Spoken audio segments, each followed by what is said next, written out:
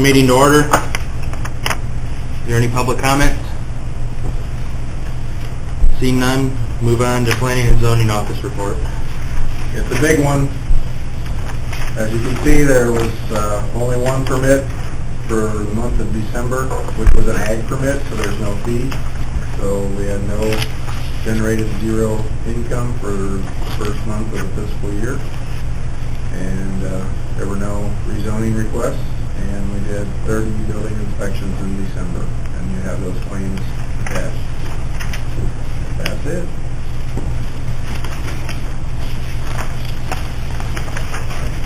Any questions?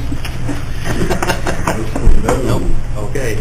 January's a little bit better, but not much. Okay, we'll move on to discussion and action on subdivision ordinance oversight. When we passed the subdivision ordinance changes, there's a section in there, everybody has a copy of it. It should be on the second page. Section 4, item 4.3, paragraph 2D. It's a question of whether or not 15% is a sufficient amount, and 18 months is a sufficient amount of time to hold deposit. Everybody should have a copy, so it's open for discussion. Everybody take a minute to read it.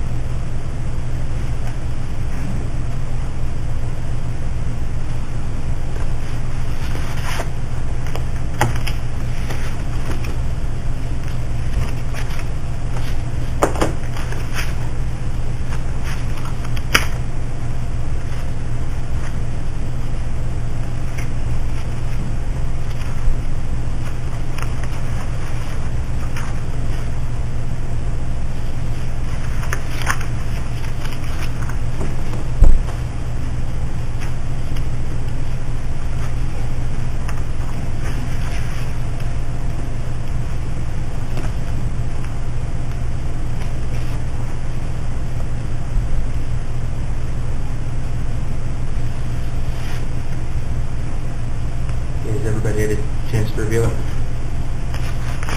Open for discussion. Whether or not 15% is sufficient. What's your opinion on it, Bob? Working fast. It was just a... Why is this coming before us? It was an oversight. It was a question that was raised. I got a copy of this too if everybody wants it. It's marked. The changes that were passed, that was on there, and it was overlooked. It was a question, not an actual change.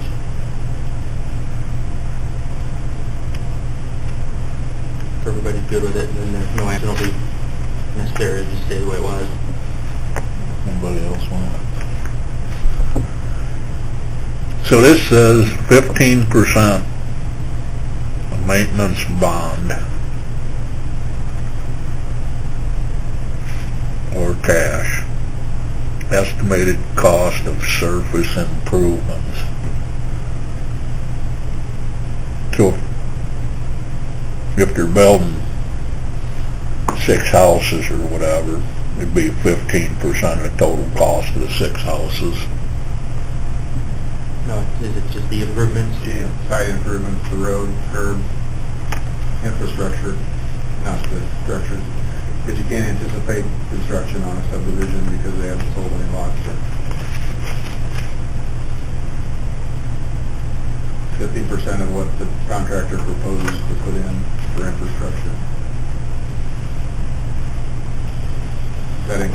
That would include engineering costs and that kind of. I don't know. I'm divided on it. I mean, I see the sense in doing this, but I'm a contractor and I've always got these villages making me buy these surety bonds to do work, and it's a pain. It wastes time, raises expenses, but I think I'm comparing oranges to apples too, so I don't know. I guess I'd make a motion to accept it as is, you know, leave it. Motion isn't necessary. No? No, because it'll just stay the way it is. You don't ever get no complaints off of it, huh? I've never dealt with a subdivision application yet, so I have not received one yet. What's your opinion on it? I mean, obviously, just from experience, dealing with problems in some subdivisions that were developed in Kankakee because of poor drainage and stuff, I think it's, I don't see the problem with it, because it does hold the contractor who wants his money back, do what he's supposed to do. But most of them do anyway, I understand that, and we don't get that influx of northern developers, clients. Johnny Martin's been the only one I know of just put in subdivisions in the last 10 years, for the most part, and they've been all been around with Sika, so, and we haven't had any issues with him, so.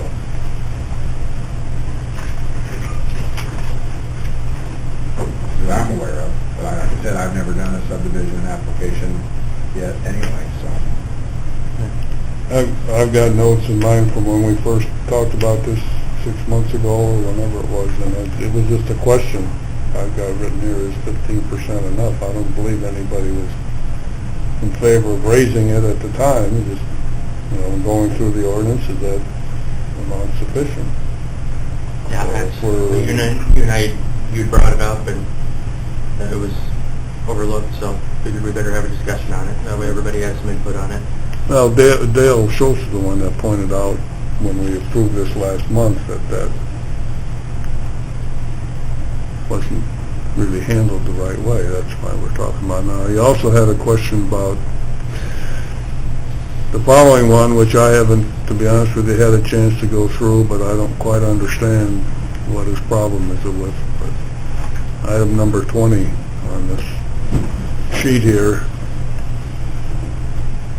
it says in the second sentence, change the wording regarding exceptions to state, all exceptions shall be approved by the Iroquois County Board through the Planning and Zoning Committee. I don't know why that's a problem.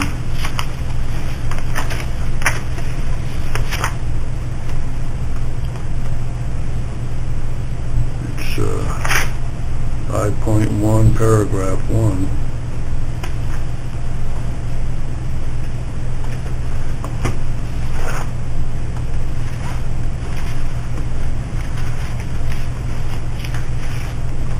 We changed the wording in there from Development Enforcement Officer to Planning and Zoning Administrator.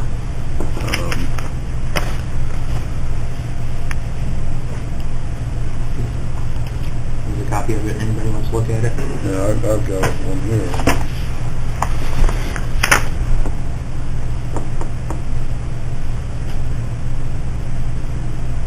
The last sentence in that paragraph may be what we were talking about or thinking about at the time. The last sentence says, when in doubt as to the wisdom of granting such an exception, the Development Enforcement Officer shall request a decision from the Iroquois County Board.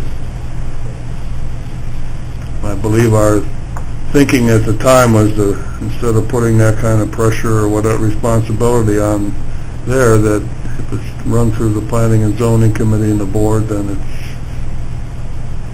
handled, properly or more decisively, whatever. I think that's what we wanted to do. I'm not sure if that's been implemented or not, but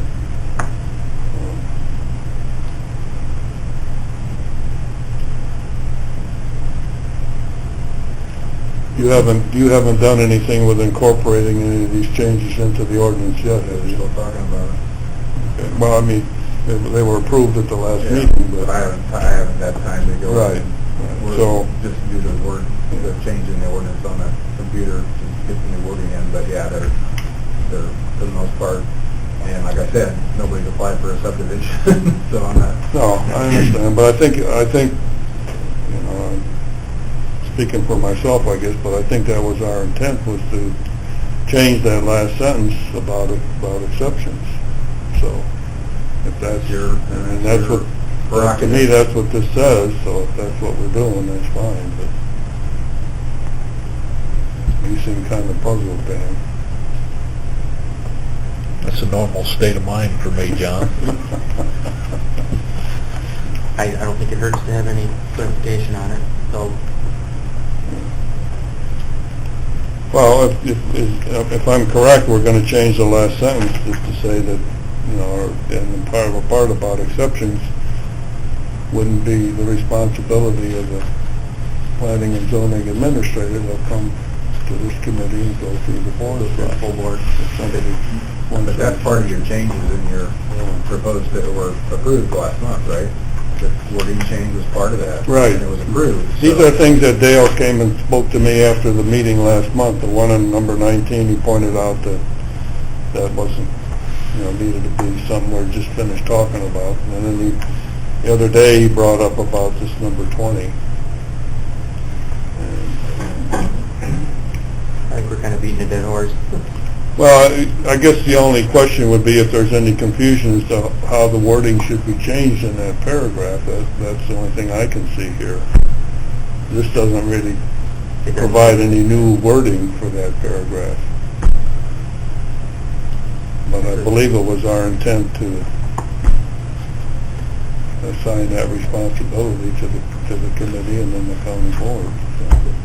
Proper wording is a job for Jim Devine. None of us are lawyers.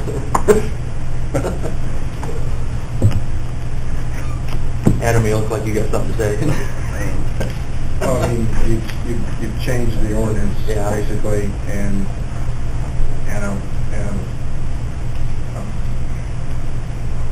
get myself in trouble.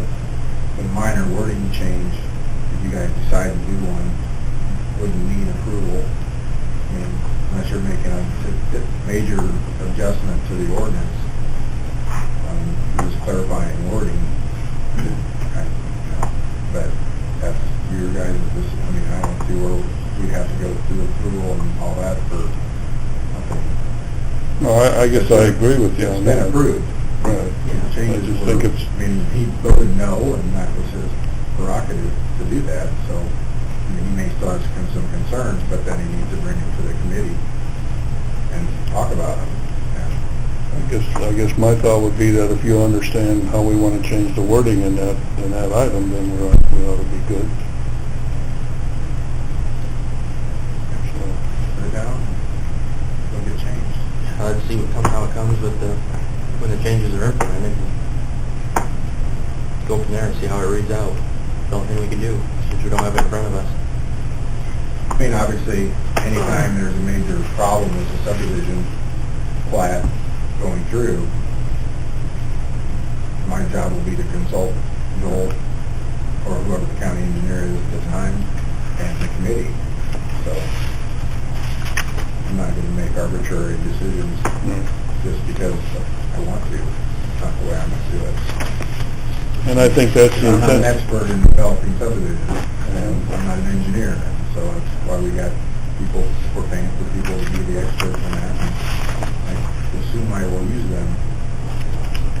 I think that was the intent of the changes we made in the ordinance, and the comment that was made by one of the board members about not having enough expertise, which I don't agree with, but I think we have amongst us here enough to handle almost everything, and what we don't, we can consult with outside entities to accomplish that. So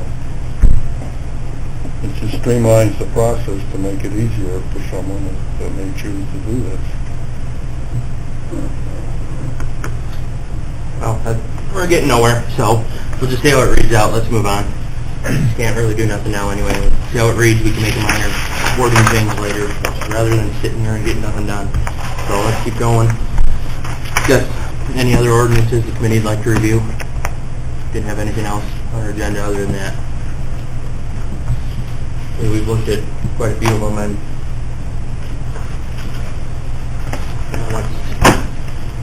what's really left.